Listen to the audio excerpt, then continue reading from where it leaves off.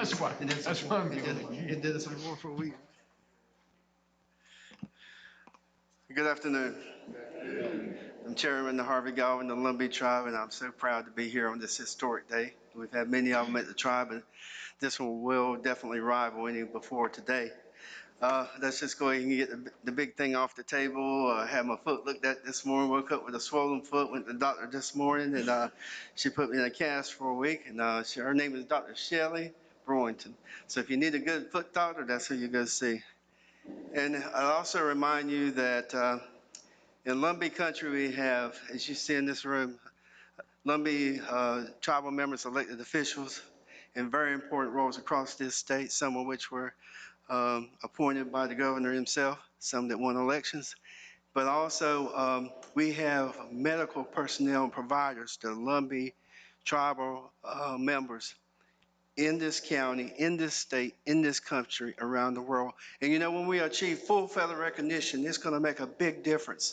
Even now, when you go in that doctor's office, or you need a specialist, or you need a heart specialist, and that person is a Lumbee member and you're a Lumbee member, you're just going to get a little bit more bedside concern and somebody to understand your need. It's going to be a blessing when we get to that day we're going to have that.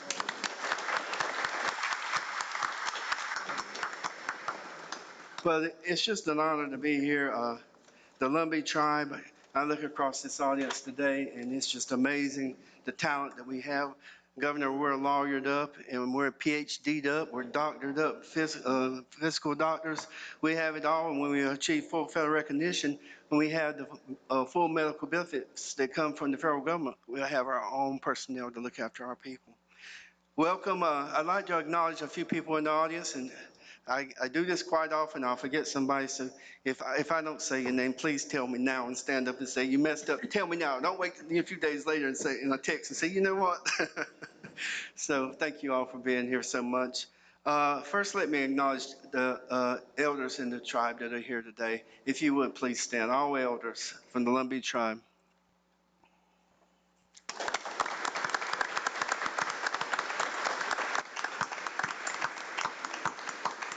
I'd like to recognize all the Lumbee veterans, all veterans. It's not just Lumbee veterans, all veterans. Please stand.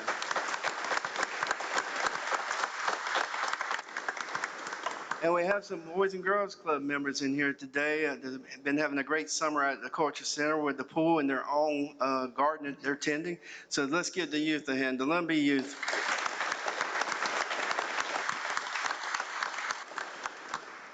And last but not least, I do represent the Lumbee tribal government, but it doesn't happen without the government working together. And behind me sits some of the tribal council. Please stand and be recognized.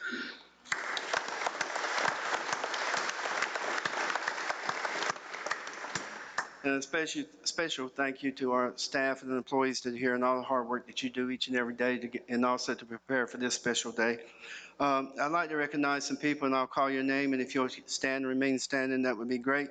Let's see, Robeson County District Attorney, our own Matt Scott. I think Department of Transportation Board member Grady Hunt may be here.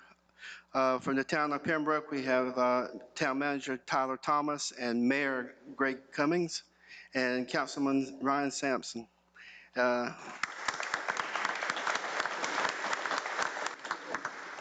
Oh, Mr. Channing Jones was gracious enough to, not only is he a Pembroke City Councilman, he is also the Economic Development Director for Robeson County and doing a fantastic job. Thank you for being here today, Channing.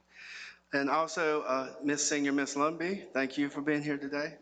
Mr. Josh Malcolm, who is the Lumbee Tribe Supreme Court Justice, Chief Justice. Mary Beth Locklear, Lumbee Tribal Supreme Court. And Senator Danny Britt, thank you for coming and thank you for your good work. A co-signer of today's bill, Senator Tom McGinnis from Richmond and Scotland County. Thank you, Tom. And the House of Representatives, our own Charles Graham. We also have Mr. Everett Moore from the Prospect Community and Lumbee Tribal Supreme Court. And I hope last but not least, the wonderful and gracious Register of Deeds for Robeson County, Ms. Vicki Locklear.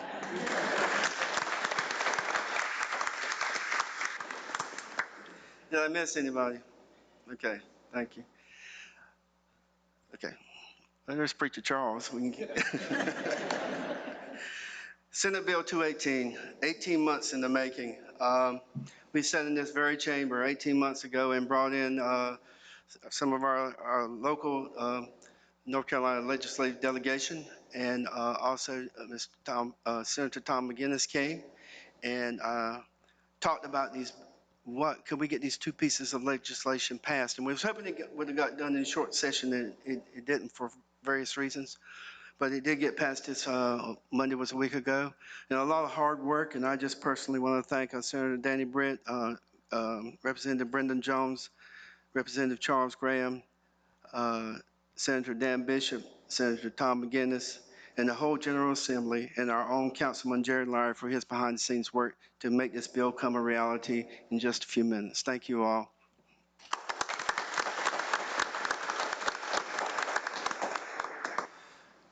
The last 2 years have been an incredible 2 years in all of our lives, and especially with the hurricanes and everything that's happened in our local community. And the recovery efforts that are still ongoing, and the Lumbee Tribe is doing that in a big way. But over 2 years ago, right before, it was 2 years ago, in May, I think, uh, the governor came down and spoke at the Lumbee Nation Economic Summit at UNC Pembroke and fully endorsed the Lumbee Tribe for full fair recognition openly and without bias, and made an official statement at that time. Last summer, Hometown Strong, an initiative from Governor Cooper's office, brought all state agencies to the Culture Center here, and we were able to interface, our staff and leadership here were able to interface with all the agencies from the state of North Carolina and tell them our needs, the Lumbee people's needs, and what can we do to be interactive in the government-to-government relationship through the agencies to achieve a better situation for our people. And we keep falling back to the Culture Center. Even though my bolo today is an image of Henry Berry Lowry, when just this weekend ago, we had Strike at the Wind, which depicts the story of Henry Berry Lowry, and had a sold-out show every night. And that's at the Culture Center. That's our culture part. The elders, they use it. They use it for picnics. They use it for each year that the seasons change. We have a solstice celebration out there with fires and prayers and smudgings and all our cultural things. The veterans, we have our own memorial site out there. We acknowledge Memorial Day every year with a ceremony there. And our youth, of course, with the pool and the garden that they've grown out there. And with Mr. Buddy Dowell overseeing the Culture Center, has become a phenomenal place for our people to get back to. And this is really important to our people, and not just our people, but from Strike to Improve, there were people from all races sitting in that audience, all races. And as we know, here in Berry Lowry's gang was all races. And from those years ago, if we'll just think back to it, when he first started his campaign in 1865 to 1872, in the Reconstruction years of the Civil War, he had a group that was made up of all races. And just think about it, when he left in 1872, it was in 1885 that the General Assembly of North Carolina recognized us as Indians of Robeson County. 2 years later, we had Croatan Indian Normal School, which is now UNCP. So that's a man that made a difference. So that's what all of us are doing today. We're trying to make a difference. And it doesn't matter if you're on the tribal council or if you're in tribal government, but if you're out in your community, we're all making a difference. You're making a difference because you're here today. But the governor has done this, and he's come here and he's made that commitment. And through the Hometown Strong, and through Hometown Strong, we were able to get back to Fort Fisher, where here Barry Lowry and our young men were laying in wait, and they were forced to build Fort Fisher and to maintain it during the Civil War. Now there will definitely be plaques and waysides at Fort Fisher that tell the Lumbee story once and forever. And that was initiated through the State Parks and Rec here in North Carolina. In the Ned, when it was flooded out, State Historical Preservation came in and took all the art pieces down and took them to Raleigh and had them preserved and restored and brought back. Then when Hurricane Florence came, when Governor Cooper came here, he made a commitment to everyone here. But he made a commitment to the Lumbee Tribe that we would have a government relationship to where the Lumbee Tribe could act as its own entity and work through relief and recovery of Hurricane Florence through the North Carolina Emergency Management, which is directed by Mike Sprayberry, who we all, Dr. Porter, all of us have his number. And with the help of FEMA working with that same agency, we were in, from the national point of view, through the efforts of Senator Richard Burr, we were able to help thousands and thousands of our people and people of all color. And at the same time, the governor came again when there was funds brought to our housing department here with the North Carolina Finance Agency, where we rehabbed the first phase of houses. There were 77 houses that rehabbed, and the Lumbee Tribe rehabbed half of those, and he actually came back to go through those houses and talk to the people that lived in them. Right here we have our own tribal administrator, Dr. Frida Porter. She's a scientist and environmentalist, and she's brought so much to the table. And with our speaker, Mr. Ricky Burnett, with the government working together with these agencies in Raleigh and through the governor's office and through the General Assembly, we've been able to come and have these great things happen for our people. And then this past Lumbee Tribal inauguration, again, the governor came, Governor Roy Cooper, to speak at our own inauguration. I know Senator Danny Britt and Representative Charles Graham, you were in attendance that night as well.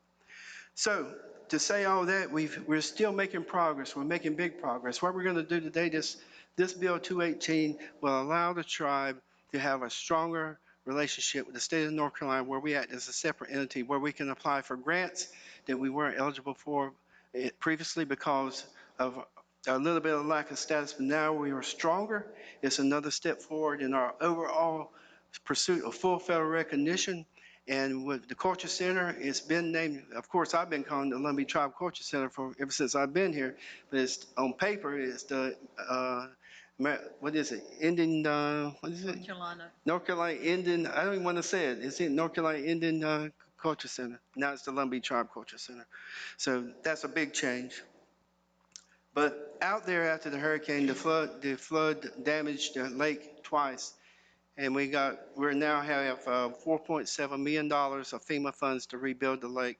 And we've been trying to, and that changed the complex of the lake. Now it's a dam. It has a dam all the way around the lake. It's 1.1 mile long. A lot of you know what I'm talking about. And it was breached twice. So we went after these grants to fix the lake, not so people will fish in it and so it will provide canoeing, but it is for safety. If that lake breaches again, it will flood even worse to people that live in the Harpers Ferry area and beyond. It's a safety issue for our people now. So we've been working, Dr. Frida Porter herself has been working with FEMA through the department and through engineering. She's an engineer too, but we spend a lot of money with engineers. They get paid, but nobody else get paid. I thought lawyers got paid, but nobody else got paid. But engineers get paid, but nobody else gets paid. So through the North Carolina Department of Environmental Quality, which is the DEQ, the SAM Safety Office, the final dam permit was just issued yesterday after 2 years. That's a big deal.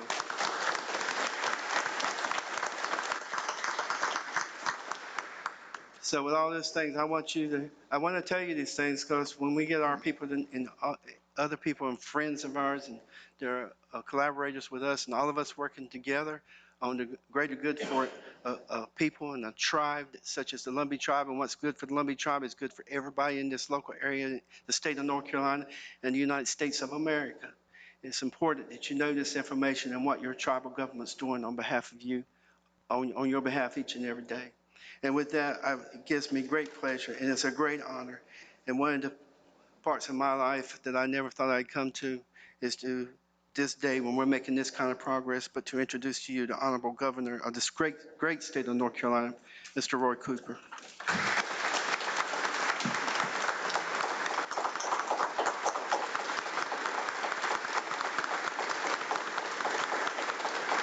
Thank you very much, everybody.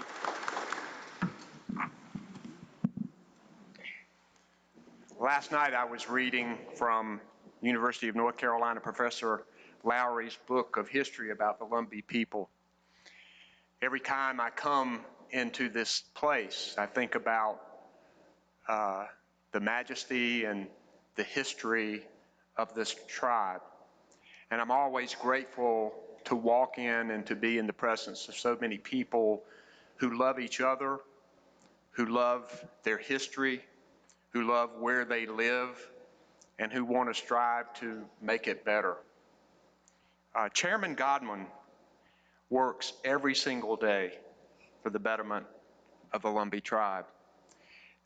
He is constantly, you heard his passion in his voice. Let me tell you, that foot injury he had is because he's been kicking butt, is what the issue is really. Because I have talked to him on many occasions, that permit for that dam being one of them.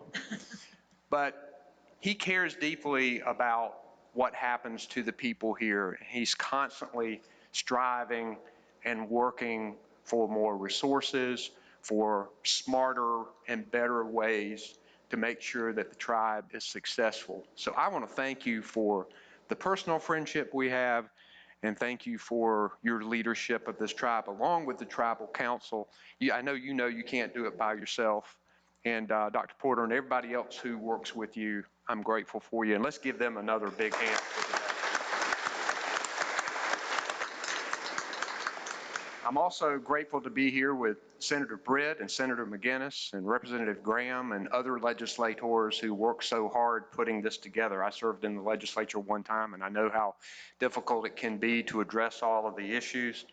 So I think we're all proud to be here to sign this legislation today. I don't know if any legislation has ever been signed here before, but we might be making history in that way too. And I can't think of a better way to make history, to sign legislation of the impact of this. I'm always grateful to be here with your great district attorney, my good friend Matt Scott, and Chief Justice Josh Malcolm. Thank you for your leadership. Mayor Cummings, thank you. And for all of the local officials who work so hard, I'm grateful for you being here. This legislation does change the law in order to broaden the ability of the tribe to access certain funding, particularly for health and education. And we know that those two are critical for people having success. And it also provides the Lumbee Tribe with more flexibility with the property that they do own to be able to take advantage of the natural resources. So this legislation will be important, and it will help shape the future. But the thing is, even without this legislation, I know from personal experience that this tribe is working very hard to meet the needs of the people. The chairman mentioned disaster response, and I know that so many volunteers work so hard to take care of neighbors who were hit hard.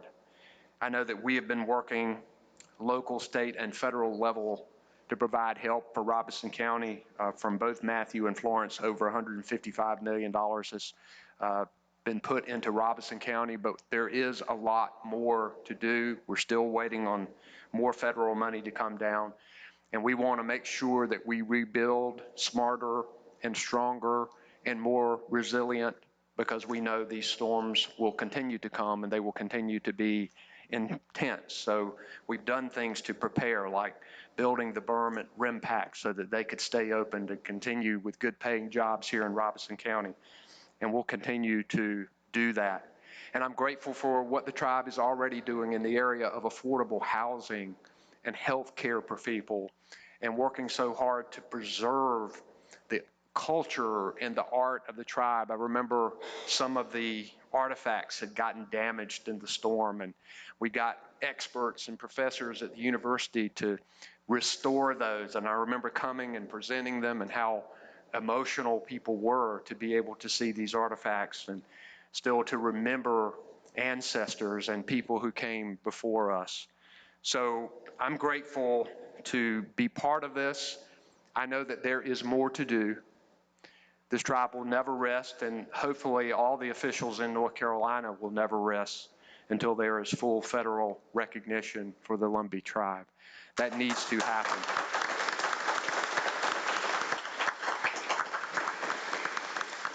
And we'll also continue to work hard to invest in public education. I was at St. Paul's School today, and I know that Robeson County continues to face challenges with school construction and making sure that our public schools are strong. And I hope that we can work together for a school bond that could provide in excess of $40 million for construction for Robeson County schools. I hope we continue to find a solution to expand Medicaid to provide health care to thousands more people in Robeson County, because health care is a right that everybody should have, particularly hardworking North Carolinians who can't afford health insurance these days. And we'll continue to work together with the leaders of this tribe to make sure that all of Robeson County, all of southeastern North Carolina, and all the citizens of our state are moving forward. My CEO mission statement for North Carolina is this: I want a North Carolina where people are better educated, where they are healthier, where they have more money in their pockets, and they have opportunities to live lives of purpose and abundance. And those of you who go to church like I do know what the word abundance means. We want abundance for our people. This is a step in the right direction with this legislation. And Mr. Chairman, legislators, I look forward to signing it and making it law as we are sitting in our seats today. Thank you, sir.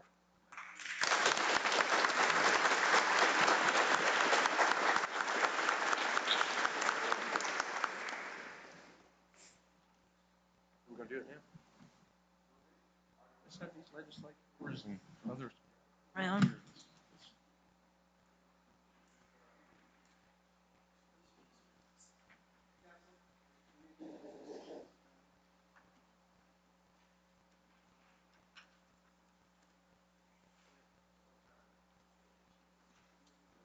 Pull those chairs out. 51. 52.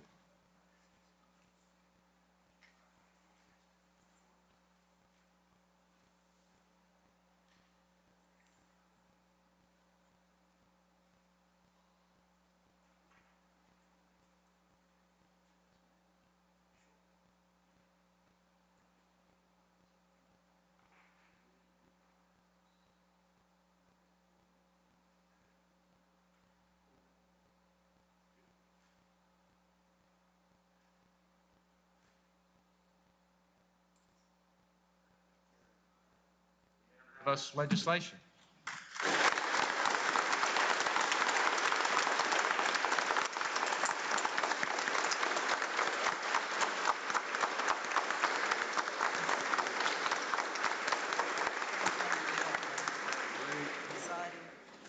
I'd like to get a picture of that. Who takes that back?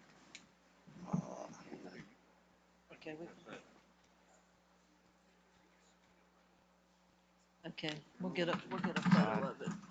Tom? Let's see, we have a brief presentation. Dr. Towns? We can toss you to get a photo of it. I'm bad for losing ink pens. I'll try not to. I think I did. I want to recognize Mr. Roy Lacey Cummins, who's on the LRMC board, and thank you for coming today, and one of the contributors to our Culture Center and helping us when we need help. Thank you, Lacey.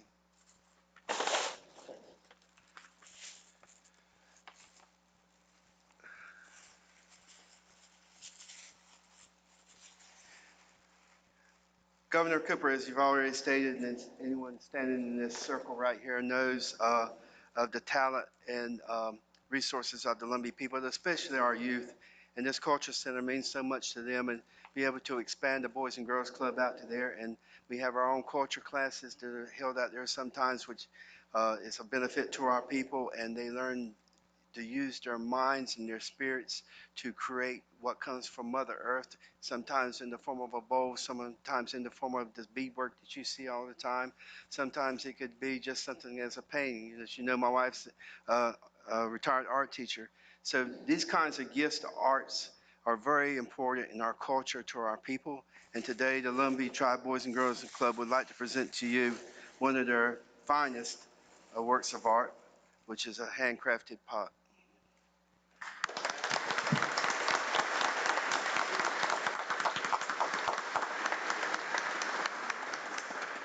On behalf of the people of the state of North Carolina, I accept this and look forward to finding a great place at the executive residence to put it.